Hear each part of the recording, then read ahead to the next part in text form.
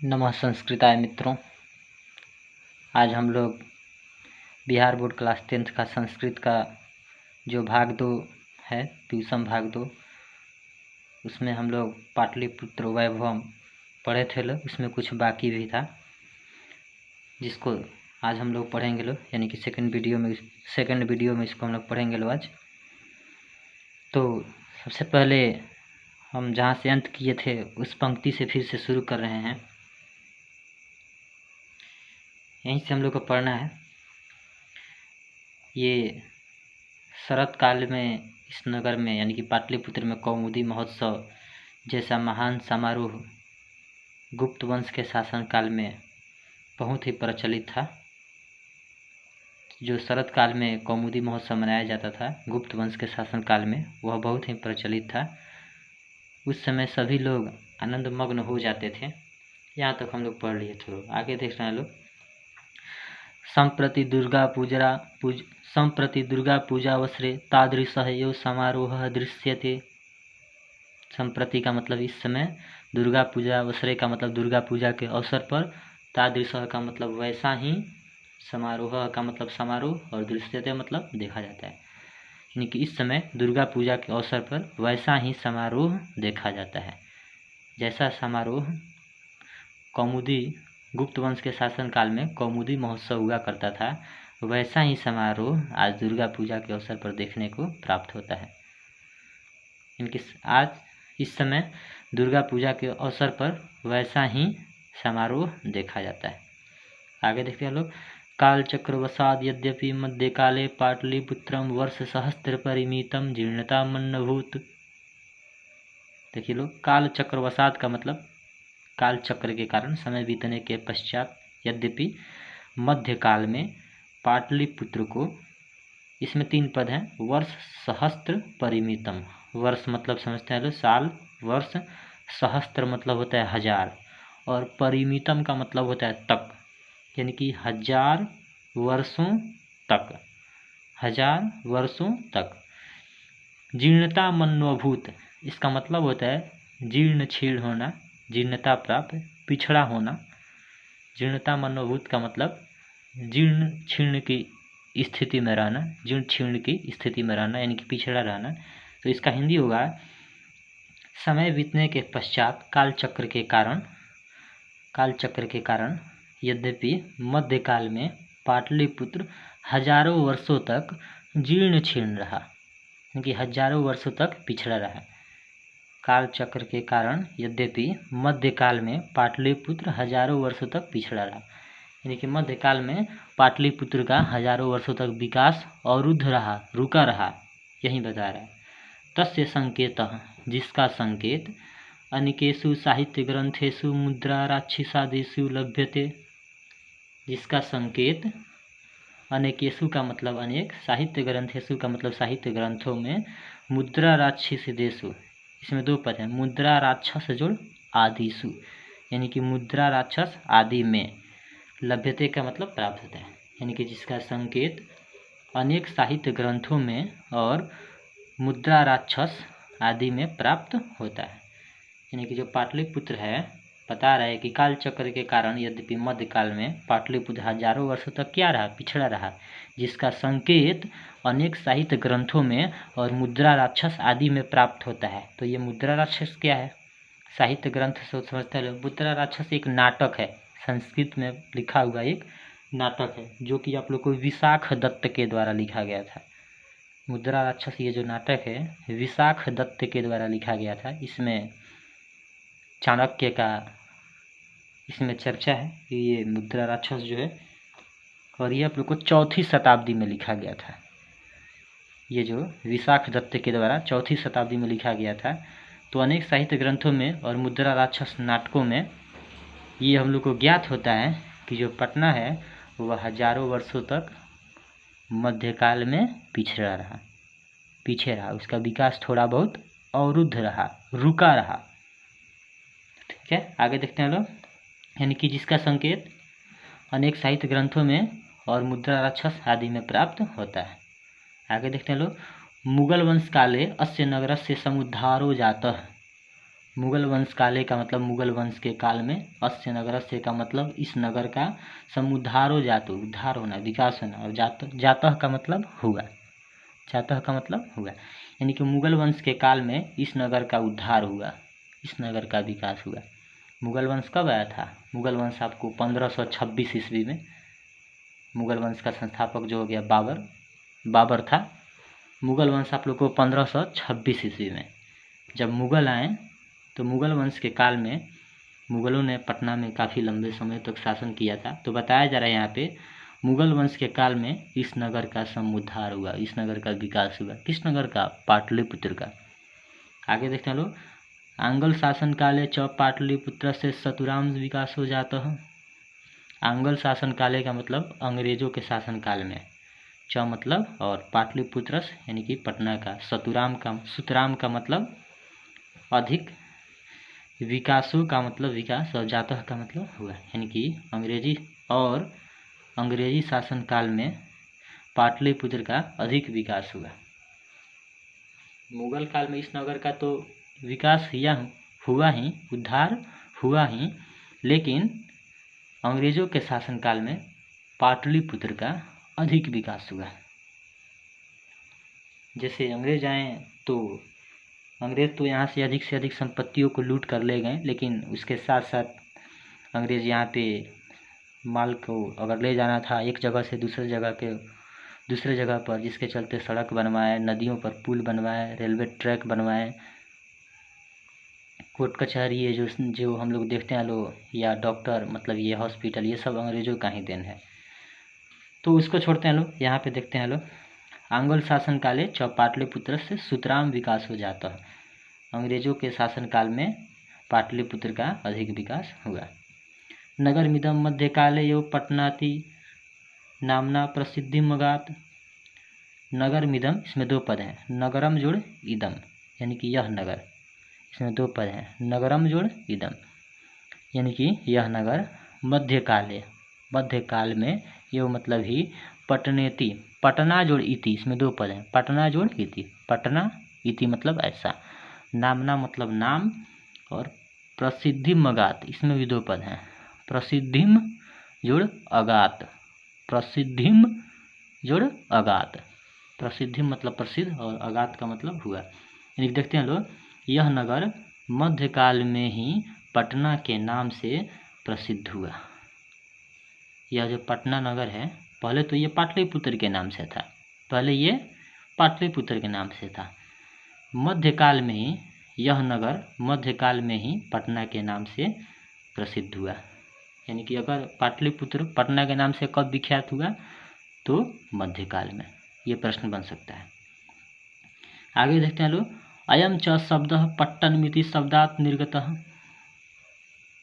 और यह शब्द, अयम च शब्द, और यह शब्द पट्टनमिति, इसमें भी दो पद हैं, पत्तनम जोड़ इति, पत्तनम जोड़ इति, और यह शब्द भी पत्तन ऐसा शब्द से निर्गतः का मतलब निकला हुआ है, और यह शब्द भी पत्तन शब्द से निकला हुआ है। कौन शब्द? पटना। ये जो आप लोग को पटना है यार, यह पत्तन शब्द से निकला हुआ है। यह किस शब्द से निकला हुआ है? पत्तन। तो पत्तन क्या होता है? ये जो आप लोग को पत्तन है, पत्तन क्या होता है? पहले जब अंग्रेज आए थे पाटलिपुत्र में, तो उस समय ये जो पटना है यानी कि पाटलिपुत्र एक पत्तन के रूप में था। पत्तन मतलब होता है बंदरगाह।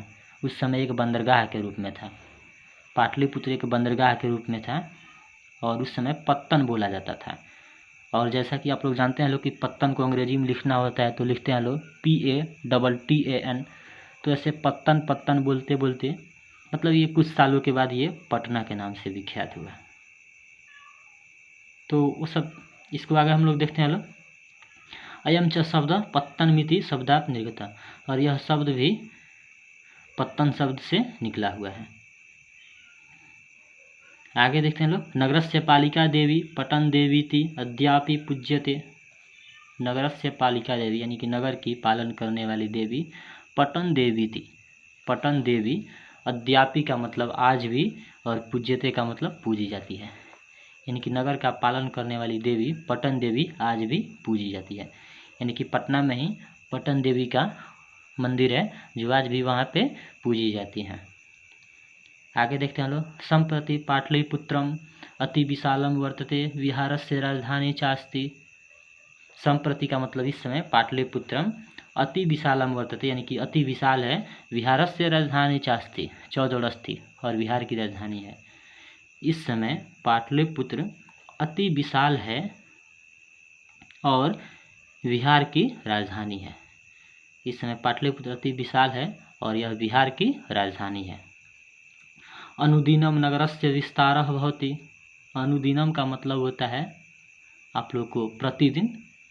अनुदिनम का मतलब होता है दिन दिन, प्रतिदिन, यानी कि प्रतिदिन। नगरस्य का मतलब नगर का, विस्तारः भवति यानी कि विस्तार होते जा रहा है।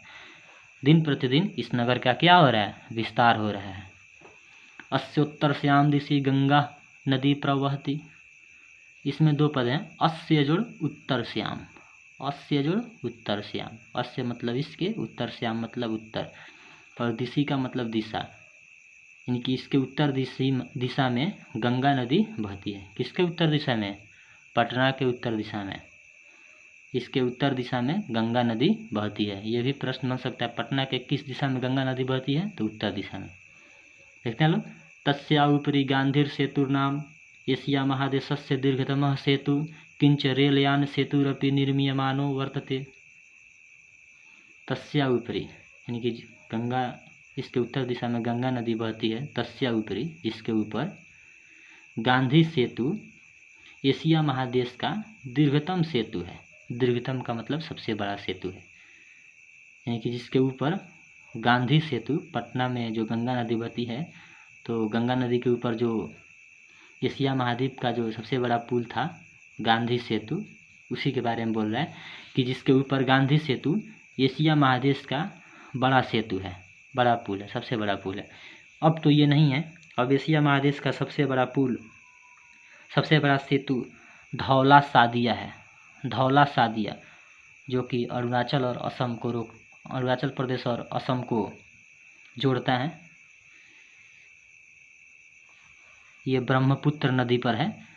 ये किताब जो है आप लोग को पहले का प्रिंटिंग है, पहले का लिखा हुआ है, कई साल पहले, 10 साल से ऊपर ही होगा, तो इसीलिए ये दिया हुआ है। अब धौला सादिया हो गया है, अब दूसरा पुल है। तो देखते हैं इसको। तस्या उपरि गांधी सेतुर्नाम एशिया महादेशस्य दीर्घतमः सेतु, जिसके ऊपर यानी कि गंगा नदी के ऊपर गांधी सेतु एशिया महादेश का दीर्घतम सेतु है। किंच रेलयान सेतुरपि यानी कि रेलयान सेतु भी, रेलयान सेतु जोड़ अपी से बनेगा रेलयान सेतुरपि, यानी कि रेलयान सेतु भी निर्मीयमानो, निर्मीयमानो का मतलब है विचाराधीन, चल रहा है। इसके अतिरिक्त रेलयान सेतु भी निर्माण हो रहा है। रेलयान सेतु भी क्या हो रहा है, बन रहा है। अब तो बन चुका है ये। तो इसका हिंदी क्या होगा, जिसके ऊपर गांधी सेतु एशिया महादेश का दीर्घतम सेतु है और रेलयान सेतु का भी निर्माण चल रहा है। ठीक है, आगे देखते हैं लोग। नगरे अस्मिन् उत्कृष्टः संग्रहालयः उच्च न्यायालयः सचिवालयः गोलगृहं तारामण्डलं जैविकोद्यानं मौर्यकालिकः अवशेषः महावीरमन्दिरम् इत्येते दर्शनीयाः सन्ति। नगरे अस्मिन् का मतलब इस नगर में, उत्कृष्ट का मतलब उत्कृष्ट, यानी कि इस नगर में उत्कृष्ट संग्रहालय, उच्च न्यायालय, सचिवालय, गोलघर, तारामंडल, जैविक उद्यान, मौर्यकालिक अवशेष, महावीर मंदिर इत्यादि दर्शनीय हैं, यानी कि देखने के योग्य हैं। पटना में कौन कौन से ऐसे चीज़ है जो देखने के योग्य हैं, तो बोलिएगा लोग। इस नगर में उत्कृष्ट संग्रहालय, उच्च न्यायालय, सचिवालय, गोलघर, तारामंडल, जैविक उद्यान, मौर्यकालिक अवशेष, महावीर मंदिर इत्यादि दर्शनीय है। आगे देखते हैं लोग। प्राचीन पटना नगरे सिख संप्रदायस्य पूजनीयं स्थलं दशमो गुरु गोविंद सिंहस्य जन्मस्थानं गुरुद्वारेति नामना प्रसिद्धं वर्तते। प्राचीन पटना नगर यानी कि प्राचीन पटना नगर में सिख संप्रदायस्य यानी कि सिख संप्रदाय के पूजनीय स्थल यानी कि पूजनीय स्थल, दसमो गुरु यानी कि 10वें गुरु गोविंद सिंह का जन्म स्थान गुरुद्वारा के नामना मतलब नाम, प्रसिद्धम मतलब प्रसिद्ध, वर्तते मतलब है। यानी कि इसका पूरा हिंदी देख लो।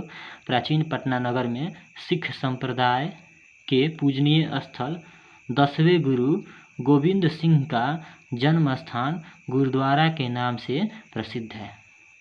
यानी कि प्राचीन पटना नगर में ही सिख संप्रदाय को जो 10वें गुरु थे और अंतिम गुरु 10वें गुरु जो थे गुरु गोविंद सिंह, उनका जन्म कहाँ हुआ था? पटना नगर में ही हुआ था। तो यहीं पे बता रहा है जो गुरुद्वारा नाम से प्रसिद्ध है, वह किस नाम से आज प्रसिद्ध है? वह आज गुरुद्वारा के नाम से प्रसिद्ध है। तो देखते हैं फिर से एक बार इसका हिंदी। प्राचीन पटना नगर में सिख संप्रदाय के पूजनीय स्थल 10वें गुरु गोविंद सिंह का जन्म स्थान गुरुद्वारा के नाम से प्रसिद्ध है। तत्र देशयास्य तीर्थयात्रिणः दर्शनार्थमायन्ति। तत्र मतलब वहाँ, यानी कि गुरुद्वारा जो है गुरु गोविंद सिंह का जो जन्म स्थल है गुरुद्वारा नाम से जो विख्यात है, वहाँ इसमें 2 पद हैं, देशस्य जुड़ अस्य, यानी कि देश के, वहाँ देश के तीर्थयात्रिणः का मतलब तीर्थयात्री। इसमें देखिएगा लो 3 पद हैं, दर्शन जुड़ अर्थ जुड़ अर्थम जुड़ आयन्ति। दर्शन जुड़ अर्थम जुड़ आयन्ति। दर्शन मतलब समझते हैं देखने के, अर्थम मतलब होता है के लिए, इसको जोड़ेंगे लोग, दर्शन जुड़ अर्थ से बनेगा दर्शनार्थ, यानी कि दर्शन के लिए, आयंती मतलब आते हैं। तो देखते हैं लोग वहाँ देश के तीर्थयात्री दर्शन के लिए आते हैं, दर्शनार्थम आयंती, दर्शन के लिए आते हैं। कहाँ पे? जो गुरुद्वारा नाम से प्रसिद्ध है। तो आगे देखते हैं लोग।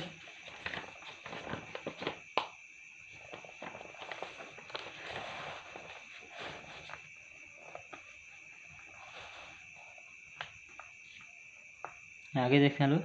एवं पाटलिपुत्रम प्राचीन कालात् अद्यावधि विभिन्नेषु क्षेत्रेषु वैभवं धारयति, सर्वं च संकलितरूपेण संग्रहालय दर्शनीयमिति।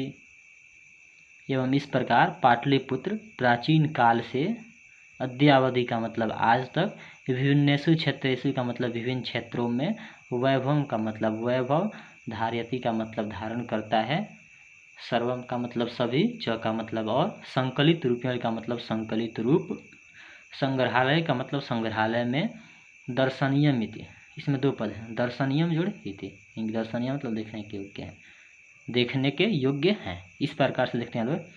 इस प्रकार पाटलिपुत्र प्राचीन काल से आज तक विभिन्न क्षेत्रों में वैभव को धारण करता है और सभी का संकलित रूप संग्रहालय में देखा जा सकता है। एवं पाटलिपुत्र प्राचीन काल से, इस प्रकार पाटलिपुत्र प्राचीन काल से आज तक विभिन्न क्षेत्रों में वैभव को धारण करता है और सभी का संकलित रूप से संग्रहालय में देखा जा सकता है। आगे देखते हैं लोग। पर्यटन मानचित्र नगरमिदं महत्वपूर्णम, इसमें 2 पद हैं, नगरम जुड़ इदम। पर्यटन मानचित्र पर भी, सप्तमी विभक्ति है, पर्यटन मानचित्र पर भी यह नगर महत्वपूर्ण है। पर्यटन मानचित्र पर भी यह नगर महत्वपूर्ण है। तो ये आप लोग को पाठ खत्म हुआ, पाटलिपुत्र वैभवम। इसको बनाने में आप लोग को 2 वीडियो लगा था, तो ये खत्म हुआ आप लोग को। इसको ध्यान से पढ़िएगा लोग। अगले क्लास में हम लोग तीसरा पाठ पढ़ेंगे लोग, जिसका नाम आप लोग को अलस कथा है। ये आप लोग को कैसा पाठ था? पाटलिपुत्र वैभवम, ये आप लोग को निबंधात्मक पाठ था, ये एक निबंध था। अगला जो तीसरा पाठ हम लोग को पढ़ना है वह अलस कथा है, जो कि कथात्मक पाठ है, एक कथा से संबंधित पाठ है। तो आप लोग अलस कथा हम लोग पढ़ेंगे लोग अगले वीडियो में। तो आप लोग अलस कथा का जितना भी शब्दार्थ है, शब्दार्थ को याद करके आइएगा लोग, जिससे कि अच्छा से समझ में आए।